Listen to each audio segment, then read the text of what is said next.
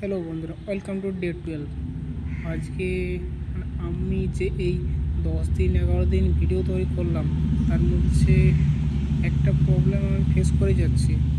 যে কোনো টপিক বা বিষয় নিয়ে কিছু বলছি তার মধ্যে অনেকটাই বলতে বলতে গ্যাপ হয়ে যায়। আবার মনে করে বলার সাথে তার মধ্যে কোনো তালমিল থাকে না। এই প্রবলেমটা আমি ভাবছি অনেকখানি ভিডিও দেখলাম বা একটা বই পেয়েছি ভালো। ওটা পড়তে পড়তে জানলাম যে যারা ভালো স্পিচ বা প্রেজেন্টেশন বা কোনো কিছু এক্সপ্লেনেশন করে, তারা কিছু ফর্মুলা রুলস রেগুলেশন ফলো করে বা আগের থেকেই সেটা বারবার প্র্যাকটিস করে বলে তাদের এই ফ্লোটা খুব ভালো আসে। এটা জানলাম।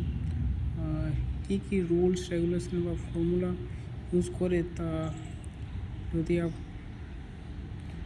মানে কী বলবো, আপনারা জানতে চান বা আমি কীভাবে সেটা ফলো করছি, তাহলে আমার সাথে আমার সাথে থাকুন এবং আগামীকালে ভিডিওগুলো দেখে যান। এভাবে আমি আস্তে আস্তে ইমপ্রুভ করতে থাকবো।